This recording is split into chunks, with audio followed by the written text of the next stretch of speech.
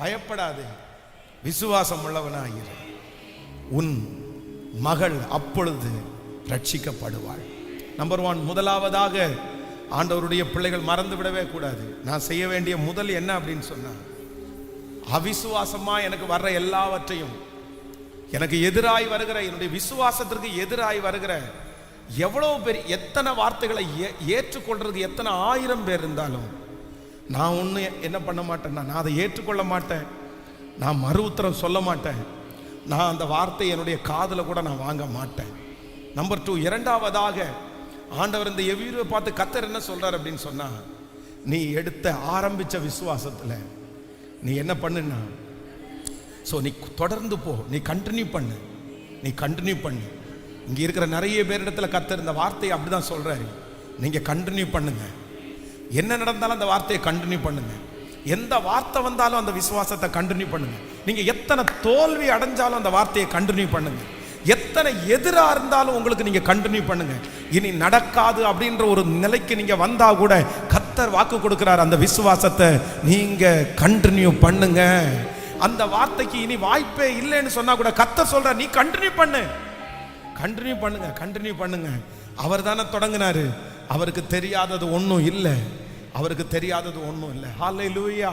Number 3, மூன்றாவதாக இந்த எவீருக்குள்ள இருக்கிற ஒரு மிகப்பெரிய ஆசீர்வாதம் ரொம்ப ஆச்சரியமா இருந்துச்சு.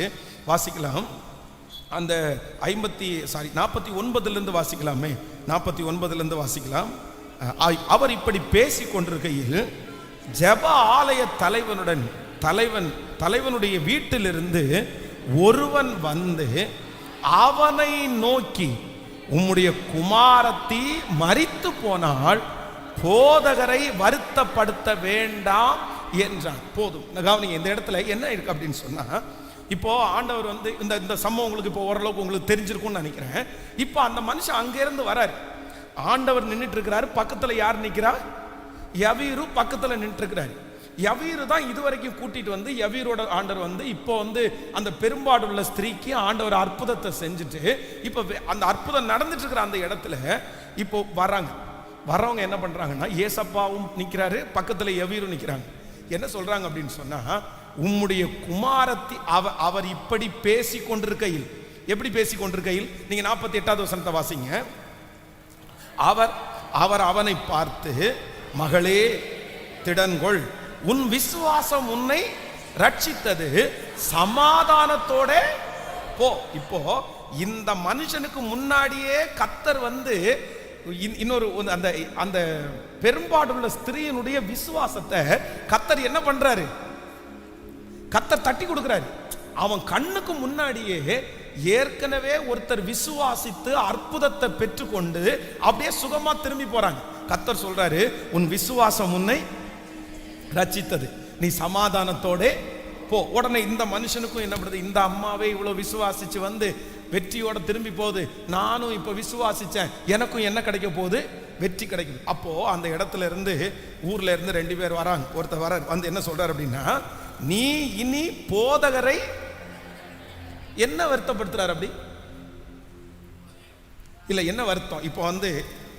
இப்போ ஒருத்தர் நம்மகிட்ட வந்து சொல்றாருன்னு வச்சுங்களேன், நான் பொதுவாக வந்து நான் கூட பாஸ்டர் கூட நிற்கிறாருன்னு வச்சுங்களேன், நீங்கள் ஜெபம் பண்ணுறதுக்கு என்னை கூப்பிட்றீங்க, அதுக்குள்ளே வந்து அங்கே என்னமோ ஒன்று நடந்து போகுது. வர்றவங்க என்ன சொல்லுவாங்க, இந்த மாதிரி ஆயிடுச்சு, அப்படி இந்த மாதிரி ஆயிடுச்சு, இறந்து போயிட்டாங்க, அவ்வளோதான். என்ன வருத்தப்படுத்த வேண்டாம், இல்லை கூப்பிட வேண்டாம் அப்படின்னு அவங்க சொல்றதுக்கு அவங்களுக்கு அந்த ரூல்ஸ் எதுவுமே அதிகாரமே இல்லை. இவங்க வர்றது வராதது எல்லாம் ஆண்டவருடைய விருப்பம். வர்றவங்க என்ன சொல்லியிருக்கணும் அப்படின்னு சொன்னா, உம்முடைய குமாரத்தி மரித்து போனாள், அவ்வளவுதான். அந்த குமாரத்தி மரித்து போனாள்னு கேள்விப்பட்டு ஆண்டவர் திரும்பவும் அவங்க வீட்டுக்கு நினைச்சா வரலாமா, வரக்கூடாதா? ஆனா ஒரு இடையில ஒரு வார்த்தை சொல்றாங்க, போதகரை. இதுக்கு என்ன அர்த்தம் அப்படின்னு சொன்னா, நீ குழந்தை இறந்து போயிடுச்சு, அவரை உற்று நீ மட்டும் வா. ஏன் அப்படின்னா, ஆண்டவருக்கு வல்லமை இருக்குது. ஆனா என்ன வல்லமை இருக்குன்னா, சாகிறதுக்கு முன்னாடி வரைக்கும் ஹலோ அவங்க ஒப்பீனியன், அவங்க நினைப்பு. சொல்ல வர்ற புரிஞ்சில்ல, உங்களுக்கு புரியுது இல்ல? சொல்ல வர்ற என்ன கான்செப்ட்ல வர்றாரு அப்படின்னு சொன்னா, நீ கூட்டிட்டு வர்ற ஆண்டவருக்கு வல்லமை இருக்குது.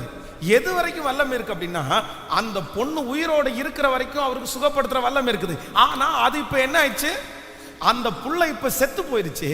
இனியும் அவரை கூப்பிட்டுட்டு அலைய வச்சு அவருக்கு நிறைய ஊழியம் இருக்கும், அவருக்கு நிறைய ஜெபம் இருக்கும். அவர் போட்டோம், அவரை எதுக்கு கஷ்டப்பட்டு கூட்டிட்டு வீட்டுக்குள்ள? நமக்கு இனி ஆகிற வேலை என்னமோ அதை பார்ப்போம். நான் எல்லாத்துக்கும் ட்ரம்மு மேளம் காலம் எல்லாத்துக்கும் சொல்லிட்டேன். ஒரு கூட்டம் மற்ற இடத்துல போய் சொல்ல போச்சு. அங்க இருந்தும் சாவுக்கு நிறைய பேர் வந்துட்டாங்க.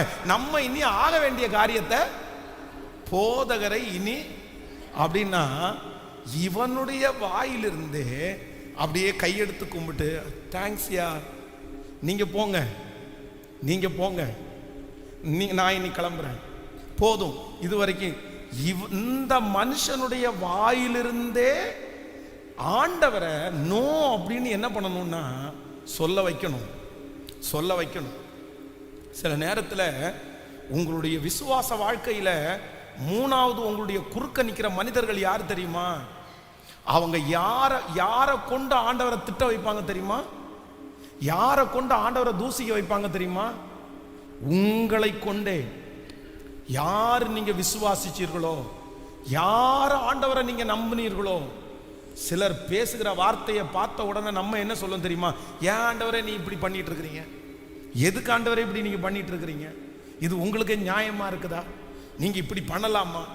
நீ கடவுளும் வேண்டாம், ஒன்றும் வேண்டாம், ஆண்டவர் வேண்டாம், ஒன்றும் வேண்டாம், ஜபமும் வேண்டாம், ஒன்றும் வேண்டாம், நான் இனி ஜபம் பண்ண மாட்டேன், நான் இனி பைபிள் வாசிக்க மாட்டேன், நான் இனி சர்ச்சுக்கு போக மாட்டேன், நான் இனி எதையுமே பண்ண மாட்டேன். நீர் இப்படி என்ன கைவிடலாமா? அவங்களுக்கு முன்னாடி நான் இப்படி வெட்கப்பட்டு போனேனே, அவங்க எல்லாம் என்ன பேச்சு பேசுறாங்க பாருங்க. அப்ப நிறைய நேரத்தில் நம்முடைய வாயிலிருந்தே ஆண்டவரை திட்டுகிறது போல, ஆண்டவரை மறுதலிக்கிறது போல, ஆண்டவரை காயப்படுத்துகிறது போல வார்த்தைகளை பேசுவதற்கு நிறைய பேர் தூண்டுவாங்க. அப்பதான் ஆண்டவர் என்ன சொல்றார் அப்படின்னு சொன்னா, என்ன இக்னோர் பண்ணணும்னு அவங்க நினைக்கிறாங்க, நான் உள்ள வர வேண்டான்னு அவங்க நினைக்கிறாங்க, என்ன பாதி வழியிலே கலட்டி விட்டுருன்னு அவங்க சொல்றாங்க. ஆனா எவீருவே, நீ பயப்படாதே, நீ விசுவாசம் உள்ளவனாய் இரு, உன் மகள் ரட்சிக்கப்படுவாள். ஹல்லேலூயா. மூணாவது, ஆண்டவருடைய பிள்ளைங்க ஒரு தீர்மானம் எடுக்கணும். விசுவாச வாழ்க்கையில, விசுவாச பாதையில நீங்க கடந்து போகிற பாதை ரொம்ப கடினமான பாதையா இருக்கலாம், கொடுமையான பாதையா இருக்கலாம், ரொம்ப மன வருத்தத்துக்குரிய பாதையா இருக்கலாம். ஆண்டவரே, ஏன் ஆண்டவரே என்னை இந்த பாதையில நடத்துற வரைக்கும் நீ அமைதியா இருக்கிறீங்களே ஆண்டவரே, சும்மா இருக்கிறீங்களே ஆண்டவரே, நீங்க எப்ப ஆண்டவரே எழும்புவீங்க, நீங்க எப்ப ஆண்டவரே கிரியை செய்வீங்க? உங்களுடைய மனசுக்குள்ள அந்த ஏக்கம் வந்துட்டே இருக்கலாம். அந்த பிள்ளையை விட்டு வந்து நான் இவ்வளவு நேரமாச்சே, இறந்திருப்பாளா, இது பண்ணிருப்பாளா, என்னென்னமோ உங்களுக்குள்ள ஓடிக்கொண்டே இருக்கலாம். அந்த நேரத்தில் சத்துரு மனிதர்கள் வந்து ஆண்டவரை தூசிக்கிறது போல வார்த்தைகளை பேசுவதற்கு உங்களை தூண்டும் போது நீங்க சொல்ல வேண்டியது ஒன்னே ஒண்ணுதான். யோபு மாதிரி, அவர் என்னை கொன்று போட்டாலும் அவர் மேல் நான் நம்பிக்கையாய் இருப்பேன்.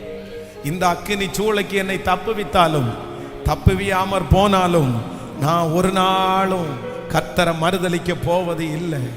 இந்த சிங்கங்களுடைய வாய்க்கு ஆண்டவர் என்னை தப்புவித்தாலும் இல்லைனாலும், நான் முன்பு ஜெபித்து வந்தபடியே 3 வேளை கண்டிப்பாக நான் ஜெபிப்பேன். அப்படி என்று யாரெல்லாம் ஒரு தீர்மானம் எடுக்கிறாங்களோ, இனி என்ன நடந்தாலும் கர்த்தர் தான் எனக்கு தெய்வம், அவர்தான் எனக்கு தெய்வம், அவர்தான் எனக்கு இரட்சகர், அவரை விட்டு நான் அந்த புறம் இந்த புறம் திரும்ப போவது இல்லை. என்னை அழைத்தவர் உண்மையுள்ளவர், நான் விசுவாசித்திருக்கிறவர் பெரியவர். அவர் என்னுடைய வாழ்க்கையில என்ன அனுமதித்தாலும் அதிலே ஒரு நிச்சயமாய் ஒரு நோக்கம் உண்டே, ஒரு நோக்கம் உண்டு.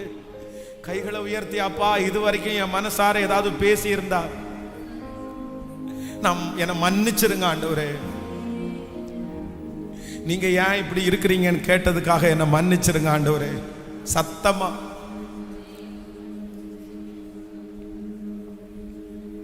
என்னை மன்னிச்சிருங்க ஆண்டவரே, என்னை மன்னிச்சிருங்க ஆண்டவரே, என்னை மன்னிச்சிருங்க ஆண்டவரே. ஹல்லேலூயா. பிசாசு உங்களை தூசிக்க வைக்கணும்னு முயற்சி எடுக்கிறான். நீங்க எப்படியாவது ஆண்டவரை தூசிக்கணும்னு பிசாசு முயற்சி எடுக்கிறான். ஆனா நீங்க ஒரு ஒரு வைராக்கியத்தோட கைகளை உயர்த்தி ஒரு வார்த்தை ஏசப்பாட்ட சொல்லுங்க. இல்ல ஆண்டவரே, நீர் என்னை கொன்று போட்டாலும் உங்க மேல நான் நம்பிக்கையா நான் இருப்பேன். நீங்க சொல்லுங்க, மனதார சொல்லுங்க, ஏசப்பாட்ட சொல்லுங்க. நீர் எங்களை விடுவிச்சாலும் விடுவிக்காமற் போனாலும், இந்த காரியம் நடந்தாலும் நடக்கட்டாலும், நீர் தான் எங்களுக்கு தேவன். இந்த 100 நாள் ஜெபத்துல அற்புதத்திற்காக மட்டும் இல்ல ஆண்டவரே, உங்களோட சேருவதற்காகவும் தான் வந்திருக்கிறோம். நாங்க மாறுறதற்காக தான் வந்திருக்கிறோம். எங்களுக்கு தெரியும் கிறிஸ்து எங்களுக்கு ஜீவன், சாவு எங்களுக்கு ஆதாயம். ஹalleluya, ஹalleluya, ஆமென். கர்த்தர் வந்து பிசாசிட்ட பார்த்து கேட்கிறாரு. என்ன கேட்கிறாருன்னா, என் தாசனாகிய யோபுவின் மேல் நீ கவனம் வைத்தாயோ?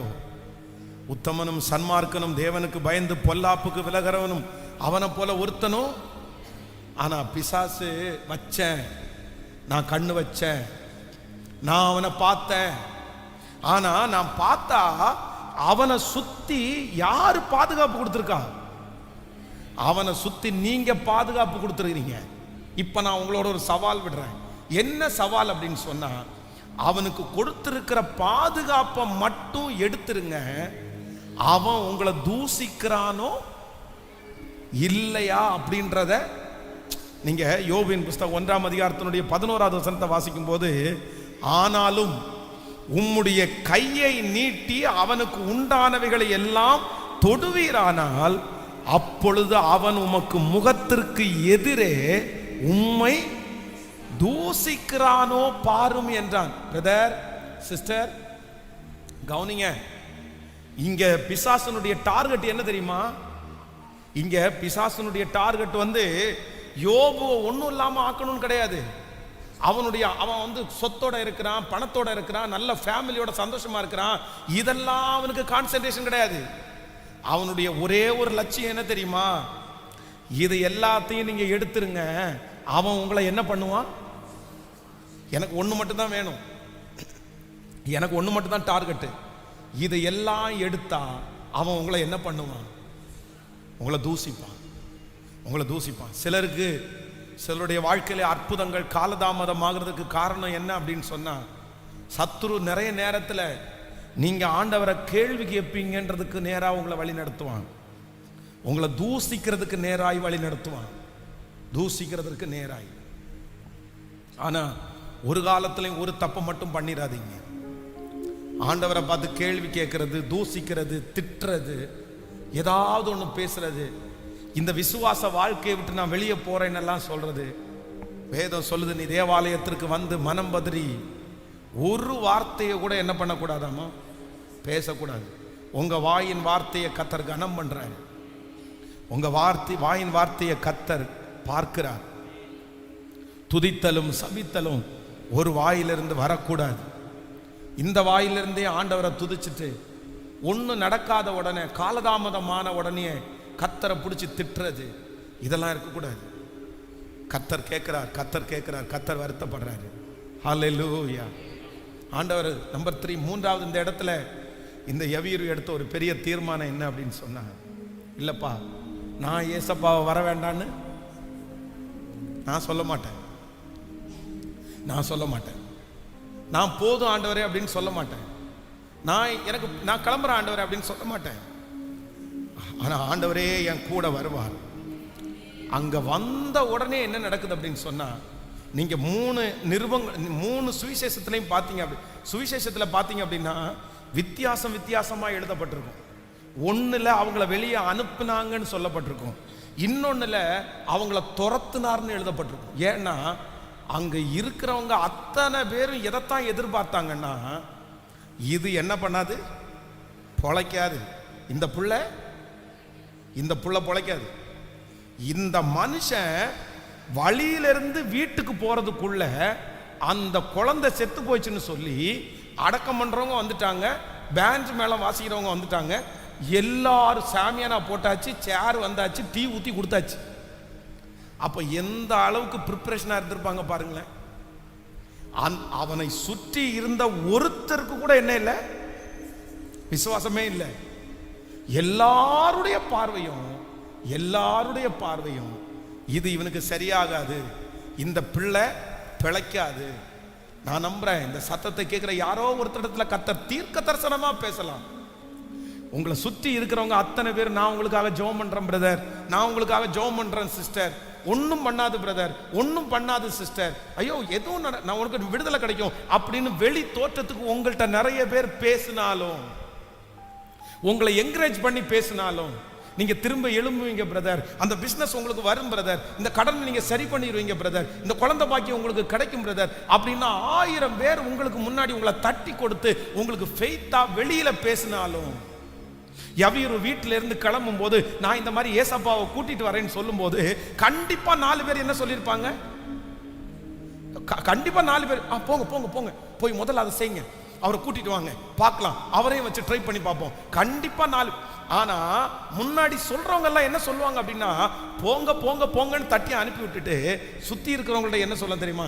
என்ன இந்த இந்நேரத்துக்கு போயிட்டு இருக்கிறாரா, அது இன்னும் மூச்சு வாங்கிட்டு கிடக்குது, இன்னும் 2 மூச்சுல ஜீவன் போகும் போல தெரியுது, மூச்சு இருக்கிற குழாய் எடுத்தா செத்து போயிடும், இவர் போய் இந்நேரத்தில் போய் இயேசுவை கூப்பிட போறாரு, அவர் வர்றதுக்குள்ள குழந்தை செத்து போயிடும், அந்த நேரத்தில் இவர் கடைசி நேரத்தில் இல்லாம போறாருன்னு சுத்தி இருக்கிறவங்க எல்லாம் பேசுவாங்க. உங்க கண்ணுக்கு முன்னாடி நடக்கும் பிரதர், நடக்கும் சிஸ்டர்னு பேசி சுத்தி இருக்கிற யாருக்குமே விசுவாசம் இல்லாம இருக்கலாம். இன்னைக்கு யாரோ ஒருத்தரிடத்துல இந்த 15வது நாள் ஆண்டவர் தீர்க்க தரிசனமா பேசலாம். பாஸ்டர் நீங்க சொல்றது 100% உண்மை, எங்கிட்ட நிறைய பேர் ஜெபம் பண்றேன்னு சொல்றாங்க, எங்கிட்ட நிறைய பேர் என்கரேஜ் பண்றாங்க, ஆனா சுத்தி பேசிக்கிறாங்க இவன் எழும்ப மாட்டான்.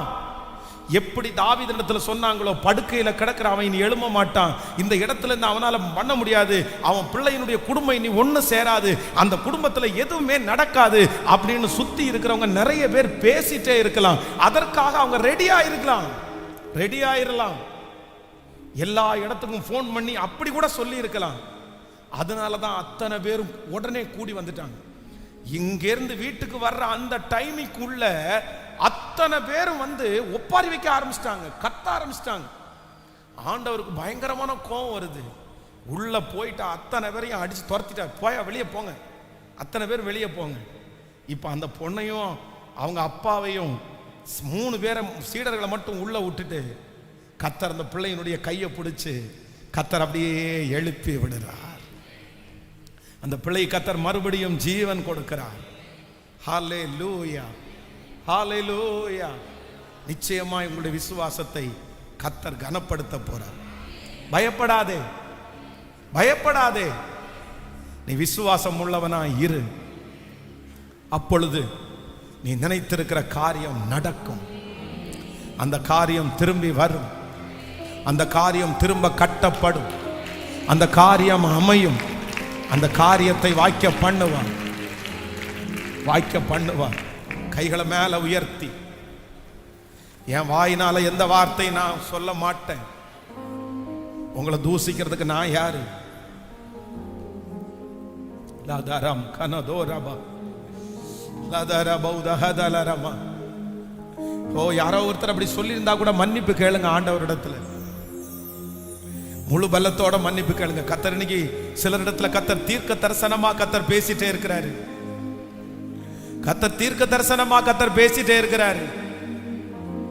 சொல்லுங்க முழு பலத்தோட, ஆண்டவரே இல்ல ஆண்டவரே, என்னை சுத்தி இருக்கிற எத்தனை பேர் அப்படி சொன்னாலும் இல்ல, நாங்க பயப்பட போறதில்லை, நீர் செய்யணும்னு நினைச்சிட்டீங்கன்னா, நீங்க எங்களை தூக்கணும்னு நினைச்சிட்டீங்கன்னா, நீங்க எங்களை தலை நிமிர பண்ணணும்னு நினைச்சிட்டீங்கன்னா, அப்பா எப்படி வேண்டும் என்றாலும் நீர் எங்களுக்கு செய்வீர் என்று எங்களுக்கு தெரியும் ஆண்டவரே. ஹல்லேலூயா, ஹல்லேலூயா, ஹல்லேலூயா. உம்மால் கூடும், எல்லாம் கூடும். நீர் ஒரு வார்த்தை சொன்னால் போதும். சொல்லுங்க, நீர் ஒரு வார்த்தை சொன்னா போதும். இன்னைக்கு நிறைய பேருக்கு அற்புதம் நடக்குது. உங்க விசுவாசத்திற்கு கர்த்தர் ஒரு தைரியத்தை கொடுக்கிறார். உங்க விசுவாசத்துக்கு கர்த்தர் ஒரு தைரியத்தை கொடுக்கிறார்.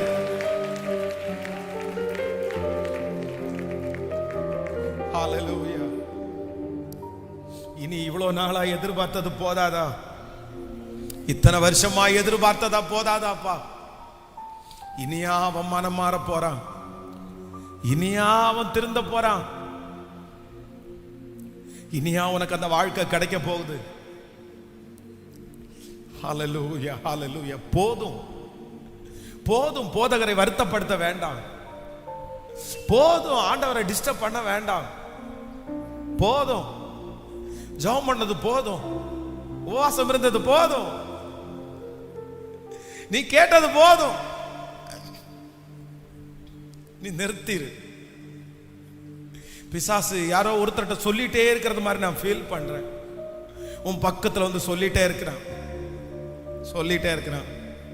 இத்தனை வருஷம் நீ வெயிட் பண்ணல, இத்தனை வருஷம் காத்திருந்தல்ல, இத்தனை வருஷம் ஜெபம் பண்ணல, இத்தனை வருஷம் என்ன நடந்துச்சு? வேண்டாம் வேண்டாம்னு சொல்லிரு. இயேசுவை விட்டுட்டு வந்துரு. இயேசு போதும்னு சொல்லிரு. ஹல்லேலூயா. ஆனா நான் ஒரு தீர்மானம் எடுத்துட்டேன். எவீர் ஒரு தீர்மானம் எடுத்துட்டான். நோ நோ, போதகரை வருத்தப்படுத்த வேண்டாம்னு சொல்றதுக்கு நீங்க யாருப்பா? நீங்க யாருப்பா? அவர் மரித்தவனை உயிரோடு எழுப்புகிறதற்கு வல்லமை உள்ளவர். அவர் மரித்த சரீரத்தை உயிரோடு எழுப்புறதற்கு வல்லமை உள்ளவர். சத்தமா கைகளை மேல தட்டிட்டு ஏசப்பாட்ட சொல்லுங்க, நான் உங்களை நம்புற ஆண்டவரேன்னு சொல்லுங்க.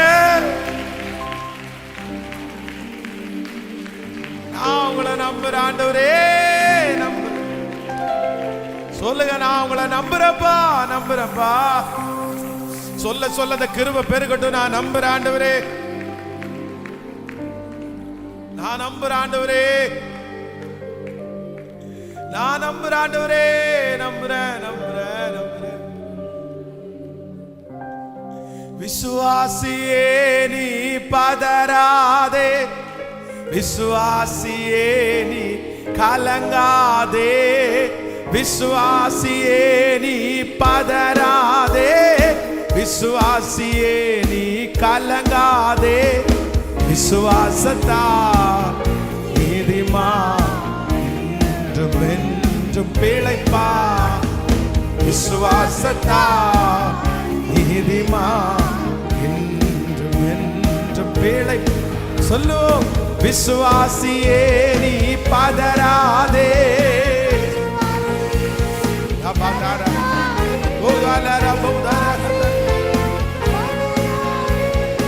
விசுவாசியே கலங்காதே, விசுவாசத்தா நீதிமான் என்றும். விசுவாசத்தா நீதிமான் என்றும் பிழைப்பா. ஹல்லேலூயா. இந்த மூன்று தீர்மானத்தோட, இந்த மூன்று விதமான தீர்மானத்தோட அப்படியே எழும்பி நில்லுங்க. இந்த மூன்று விதமான தீர்மானத்தோட எழும்பி நில்லுங்க.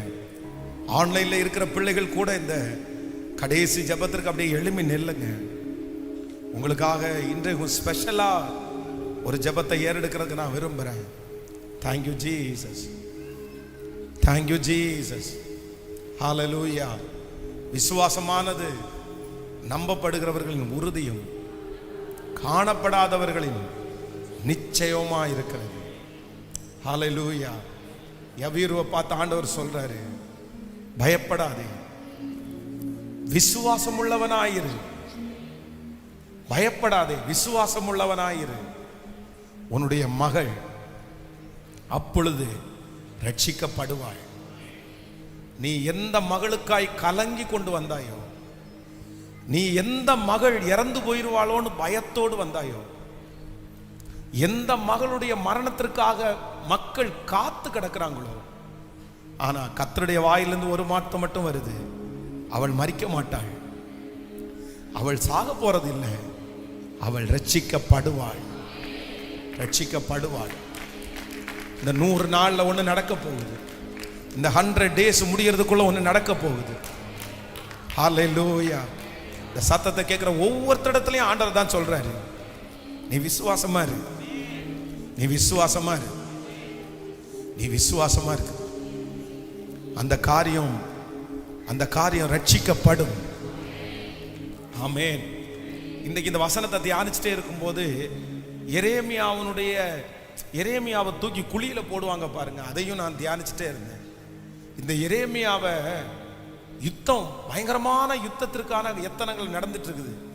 ஒவ்வொருத்தரும் ரொம்ப பிஸி ஷெட்யூல்ல அவங்க உயிரை காப்பாத்துறதுக்கு அங்கேயும் இங்கேயும் அலமோதி ஓடிட்டே இருக்காங்க.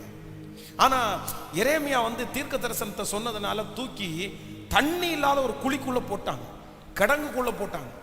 அது ரொம்ப பாதாள குழி, அது ரொம்ப மோசமானது. அதுக்குள்ள ஏற்கனவே நிறைய பேர் செத்த, அந்த மாதிரி செத்த சடலங்கள் எல்லாம் உள்ள நிறைய இருக்கும். பனிஷ்மெண்ட் கொடுக்குற ஒரு ஏரியா அது. அது தண்ணி இல்லாத குழி. இப்ப யாருமே தூக்குறதுக்கு ஆளே இல்லை. எரேமியா அங்க உள்ள கடந்து கத்துறது சத்தம் கேட்காது. சுத்தி எல்லாரும் அவங்கவுங்க உயிரை காப்பாற்ற போயிட்டு இருக்காங்க. ஆனா வேதம் சொல்லுது, கத்தர் எபித்மெலேக் என்கிற ஒரு மனுஷனை கத்தர் ஞாபகப்படுத்துறாரு. தீர்க்கதரிசி இந்த மாதிரி குழிக்குள்ள கிடக்குறாரு ஞாபகப்படுத்துறாரு. இவர் போய் எட்டி ஐயா அப்படின்னு கேட்டா உள்ள சத்தம் கேட்குது. ஆமா உள்ளதான் இருக்கா அப்படின்னு சொல்லி அவர் தேடுறாரு. எங்கேயாவது கயிறு ஏதாவது கிடைக்குமா, யாராவது மீட்கிற பணி யாராவது வருவாங்க கேட்டா ஒருத்தருமே இல்லை, கயிறும் இல்லை. ஆனா இவருக்கு உடனே ஒரு ஐடியா வருது. அங்க கிடக்குற கொஞ்சம் துணி, பழைய துணி கிடக்குது. அந்த துணியெல்லாம் எடுத்து ஒன்னொன்னா கட்டி அப்படியே அந்த குழியிலிருந்து எரேமியாவை அப்படியே அழகா அவர் தூக்கி மேல விடுறாரு. எப்படி இருக்கும் அந்த மனுஷனுடைய மனசு? இந்த குழியிலிருந்து என்ன தூக்குவாங்களா, தூக்க மாட்டாங்களா? யோசேப்பை பாருங்க, குழிக்குள்ள தூக்கி போட்டாங்க. அந்த குழிக்குள்ள இருந்து இவங்க அமைதியா ஆடு மேய்க்கிறவங்க அப்படியே போயிருந்தாங்கன்னா என்ன எப்படி இருந்திருக்கு? என்ன பண்ணியிருப்பான்? காடு, ஒரு வனாந்தரமான இடம், அங்க குழிக்குள்ள கிடக்கிறது யாருக்குமே தெரியாது. ஆனா ஆண்டவர் குழிக்குள்ள அவங்க போட்டவங்களையே வச்சு குழிக்குள்ள இருந்து கர்த்தர் எடுக்க வச்சாரு. அதுதான் கர்த்தர், அதுதான் கர்த்தர், அதுதான் தேவன். உங்களை யார் எதிர்த்து நிற்கிறார்களோ, யார் உங்களுக்கு சத்துருக்களோ, சத்துருக்களுக்கு முன்பாக நமக்கு ஒரு பந்தியை ஆயத்தப்படுத்துகிற ஒரு நல்ல தேவன் நம்மோடு இருக்கிறார். ஹல்லேலூயா. நான் சாகிற வரைக்கும் உங்களை விசுவாசிப்பேன், உங்களை நான் நம்புவேன். இந்த காரியத்தில் நீங்க அற்புதம் செய்கிற வரைக்கும் நான் உங்களை நம்புவேன், நான் நம்புவேன். ஹல்லேலூயா. சோ இன்றைக்கு இந்த ஃபெய்த்ல அப்படின்னா பாஸ்டர், நான் ஒரு காரியத்திற்காக ரொம்ப எதிர்பார்த்து நான் ஜெபம் பண்றேன், காத்திருக்கிறேன். ஆனா எனக்குள்ள நிறைய அவிசுவாசம் வந்துட்டே இருக்குது. நடக்குமா நடக்காதா அப்படின்னு எல்லாம் எனக்கு தோணுது. எனக்குள்ள நிறைய ஜெபம் பண்ணிட்டு இருக்கும் போதே எனக்குள்ள ஃபெய்த்தே இல்லை. 15 நாளை தாண்டிட்டேன். ஆனா எனக்கு என்னமோ ஒரு விரக்தியா இருக்குது. எனக்கு இந்த ஜெபத்தை கூட கண்டினியூ பண்றதுக்கு கூட எனக்கு கஷ்டமா இருக்குது. ஏன்னா நடக்கிற சூழ்நிலை எல்லாமே எதிரா இருக்கு பாச. எனக்கு ஜெபிக்க ஜெபிக்க ஜெபிக்க மாற்றம் வரும்னு பார்த்தா ஜெபிக்க ஜெபிக்க ஜெபிக்க சோதனை தான் வருது. எனக்கு இதனால எனக்கு இது திரும்பியும் இது நடக்காம போயிருமோ அப்படின்ற அவிசுவாசம் என்ன மேலோங்குது. எனக்காக ஜெபம் பண்ணணும். இன்னைக்கு கர்த்தர் எனக்காக தான் பேசினாரு. நான் ஜெபிக்கிற அந்த காரியத்துல எனக்கு ஒரு ஃபெய்த் வேணும், எனக்கு ஒரு விசுவாசம் வேணும். என் விசுவாசம் நாளுக்கு நாள் சத்துரு டவுன் பண்ணிட்டு இருக்கிறான். அந்த மாதிரி யோசிக்கிறவங்க கொஞ்சம் அப்படியே நீங்க முன்னாடி வாங்க, மற்றவங்க அப்படியே ஜெபத்திலே இருங்க. உங்களுக்காக அப்படியே ஜெபம் பண்ணிட்டு, thank you Jesus, hallelujah, hallelujah. நான் எதிர்பார்த்துட்டு இருக்கிற அந்த காரியத்துல ஆண்டவர் எனக்கு ஒரு உத்தரவை கர்த்தர் தரணும். எனக்கு சோர்ந்து போகுது பாஸ்டர். எனக்கு எதிர்பார்த்து நான் ரொம்ப சோர்ந்துறேன் நான். ஹல்லேலூயா. இந்த சத்தத்தை எங்க கேட்டுக்கொண்டிருந்தாலும், எந்த இடத்துல இருந்தாலும், யவீருவை கர்த்தர் கைவிடவே இல்லைல்ல. யவீருடைய விசுவாசத்தை ஆண்டவர் ஒரு நாளும் ஆண்டவர் அவனுடைய விசுவாசத்தை அற்பமா நினைக்கவே இல்லைல்ல. ஹல்லேலூயா, ஹல்லேலூயா. Thank you Jesus. ஒரு நிமிஷம் அப்படியே கண்களை திறந்து பாருங்க. நம்முடைய விசுவாசத்தினுடைய அளவை வளர்த்துகிறவர் கர்த்தர். நம்முடைய விசுவாசத்தினுடைய அளவை குறைக்க நினைக்கிறவன் பிசாசு. நம்முடைய விசுவாசத்தை வளர்த்துகிறவர் கர்த்தர். நம்முடைய விசுவாச அளவை குறைக்க நினைக்கிறவன் பிசாசு. ஆமென். அதனால இது இறந்து போன பாஸ்டர் பாலியங்கிச்சோ கிட்டத்தட்ட அவருடைய திருச்சபையில் 8 லட்சம் பேர் அட்டன் பண்ணுவாங்களாமா. 8 lakhs, 8 லட்சம் பேர் அவருடைய ஆராதனையிலே கலந்து கொள்வார். விசுவாசம் அந்த ஃபெய்த்தை குறித்து அவர் எழுதியிருப்பார் பாருங்க. ஐயோ, ரொம்ப ஆச்சரியமா இருக்கும், ஆச்சரியமா இருக்கும். அதனால இந்த விசுவாச வாழ்க்கையில வாழ்றதுன்றது ஒரு பெரிய ஆசீர்வாதம். அதை நம்ம நம்பி தான் பெற்றுக்கொள்ளணும். அந்த விசுவாச அளவை, விசுவாசத்தை வளர்த்துறதுக்கு நீங்க மட்டும் இடம் கொடுத்தீங்கன்னு வச்சுக்கோங்களேன், நீங்க விசுவாசத்திலே வல்லவர்களாய் மாறிவிடுவீர்கள். அதான் சாராளுடைய கர்ப்பம் செத்து போயிட்டு என்றும் தெரிந்த போதும், தான் வயது முதிர்ந்தவனாய் இருந்தாலும் வேதம் சொல்லுது, கர்த்தருடைய வார்த்தையை அவன் விசுவாசிச்சானாமா. கர்த்தர் அதை அவனுக்கு நீதியாய் எண்ணினார். 100 இயர்ஸ்ல கர்த்தர் அதை செய்தார். அதனால உங்களுக்கு விசுவாசம் இல்லாம நமக்கு எதுவும் பண்ண முடியாது. அதனால நீங்க இப்போ யாருக்கு இடம் கொடுக்குறீங்கன்றதான் முக்கியம். பிசாசுக்கா, ஏசப்பாவுக்கா? நீங்க கர்த்தருக்கா இல்ல பிசாசுக்கா? நீங்க யோசி. இப்போ ஒரு பக்கத்துல பிசாசு உங்கள்கிட்ட சொல்லிட்டே இருக்கிறான், நீ எதை சும்மா, ஸ்டூடெண்ட் சொல்லுவாங்க, சும்மா கூட படிக்கிறவங்க சொல்லுவாங்க, சும்மா எதுக்கு, அதெல்லாம் ஒன்றும் இல்லை, அதெல்லாம் ஒன்றும் இல்லை, அது உன் கையில் தான் இருக்குது, உன் தலையெழுத்து தான், உனக்கு தலையில் என்ன எழுதியிருக்கோ அதுதான் உனக்கு நடக்கும், இதுக்கு முன்னாடி விதிச்சிருக்கிற விதி என்னமோ அதான் நடக்கும், அப்படி உனக்கு இப்படி ஒரு விதி இருந்தால் அதை யாரால மாற்ற முடியும் அப்படின்னு எல்லாம் உலகத்தில் இருக்கிறவங்க சொல்றது மாதிரி உங்கள் ஃப்ரெண்ட்ஸ் எல்லாம் சொல்லுவாங்க. அதை நீங்கள் நம்புறீங்களா? அதை நீங்க நம்புறீங்களா? நான் நம்புறேன். தலையெழுத்த மாத்திர ஒரு கர்த்தர் நம்மோடு கூட இருக்கிறார். நான் ஆராதிக்கிற கர்த்தர் தலையெழுத்த மாத்துறவர், அவர் தலையெழுத்தை மாற்றுகிறவர். அதனால நான் உங்களை கர்த்தர் பயன்படுத்த போறாரு, நம்ம எல்லாரையும் ஆண்டவர் பயன்படுத்த போறாரு. இந்த 100 நாள்ல கர்த்தர் மறுரூபமாக்க போறாரு, நம்மள ஒரு புது சிருஷ்டியா கர்த்தர் மாற்ற போறாரு, ஒரு புதிய அனுபவத்துக்குள்ள ஆண்டவர் நம்மளை மாற்ற போறாரு. இருக்கிற நிறைய பேர் அந்த ஃபெய்த்ல, விசுவாசத்துல கர்த்தர் வேரூன்ற பண்ண போறார். நம்ம கண்ணுக்கு முன்னாடி அந்த அற்புதத்தை பார்க்க போறோம். ஸோ இப்போ ஃபர்ஸ்ட் என்ன ஒப்பு கொடுக்க போறோம்னா, இனி அந்த எவீரு சொன்னது மாதிரி ஃபர்ஸ்ட் நான் என்ன பண்ண போறேன்னா, ஸோ அதை இக்னோர் பண்ண போறேன். அந்த வார்த்தை எதையுமே நான் என்ன பண்ண மாட்டேன், கேட்க ஒன்னே ஒன்று கர்த்தர் பேசுற வார்த்தையை மட்டும்தான் கேட்பேன். அவங்க பேசுற வார்த்தை யார் வேணாலும் கேட்கலாம், நான் கேட்கல. இன்னைக்கும் அற்புதம் செய்ய வல்லவர், இப்போ அற்புதம் செய்ய வல்லவர். நம்பர் 2, ரெண்டாவது, இந்த விசுவாசத்தை நான் என்ன பண்ண விரும்புறேன்னா, நான் தொடர விரும்புகிறேன், நான் காலடி எடுத்து வைக்க விரும்புகிறேன். ஹல்லேலூயா. அதை விட்டு பின்னாடி வரக்கூடாது, அதிலே நின்றுட்டும் இருக்கக்கூடாது. விசுவாசம் அப்படின்றது நம்ம ஒவ்வொரு ஸ்டெப்பா எடுத்து முன்னாடி வச்சு போறது தான், ஒவ்வொரு நாளும் வச்சு போறது தான். ஆனா ஒன்றும் குறையாது, ஒன்றும் முடிவில், இந்த காரியத்தினுடைய முடிவில் நீங்க தான் ஜெயிப்பீங்க. இந்த பிரச்சனையினுடைய முடிவில் நீங்க தான் ஜெயிப்பீங்க. இந்த சூழ்நிலையினுடைய முடிவில் நீங்க தான் ஜெயிப்பீங்க. ஹல்லேலூயா. அதுக்குள்ள எத்தனை பூச்சாண்டி வேணாலும் காமிச்சுக்கலாம், அதுக்குள்ள என்னென்னமோ நடக்கலாம், அதுக்குள்ள யாரோ என்னென்னோ பேசலாம். அதை எல்லாம் குறித்து கவலையப்படாதீங்க. ஜெயம் யாருக்கு அப்படின்னு சொன்னா, ஜெயம் எனக்குடையது. குதிரை யுத்த நாளுக்காக ஆயத்தமாக்கப்படும். ஜெயமோ ஜெயமோ ஆதாரம் ஓராதாரம். கர்த்தர் நம்மை ஆயத்தப்படுத்தி கொண்டிருக்கிறார், ஆயத்தப்படுத்தி கொண்டிருக்கிறார். இயேசுவே இயேசுவே, கையை உயர்த்தி என் விசுவாசத்தை பெருக பண்ணுங்கப்பா. அப்பா, சத்துரு என் விசுவாசத்தை கெடுக்கிறதுக்கு முயற்சி எடுக்கிறான், முயற்சி எடுத்துட்டு இருக்கிறான். இல்ல இல்ல, நான் உங்களை நம்புறேன், நான் உங்களை 100% நம்புறேன், 100க்கு 100 உண்மையே நம்புறேன், 100க்கு 100 உண்மையே நம்புறேன். நீங்க அற்புதம் செய்வீங்க, நீங்க அதிசயம் செய்வீங்க, 100க்கு 100 உண்மையே நம்புறேன், 100க்கு 100 உண்மையே நம்புறேன். மனுஷனுக்கு முன்னாடி தலை குனிஞ்சு போகாதபடி எனக்கு ஒரு அற்புதத்தை நீங்க செய்வீங்க. 100க்கு 100 நான் உங்களை நம்புறேன். இயேசுப்பா இயேசுப்பா, இப்போ உம்முடைய ஊழியக்காரனாகிய நான் உம்முடைய பிள்ளைகளுக்காக திறப்புல நிக்கிறேன், திறப்புல நிக்கிறேன். ஐயா, இந்த விசுவாசத்தை துவங்குறது நீங்க தானே ஐயா. இந்த பிரச்சனை இத்தனை நாள் வந்தும் எதுவும் சேதப்படுத்தாம காத்தது நீங்க தானே ஐயா. ஹல்லேலூயா. நிறைய பிள்ளைங்க அப்படியே ஸ்டாண்டா நின்னுட்டாங்க, முன்னாடியும் எடுத்து வைக்க முடியல, பின்னாடியும் போக முடியல. நிறைய பேர் பின்னாடி போயிட்டாங்க.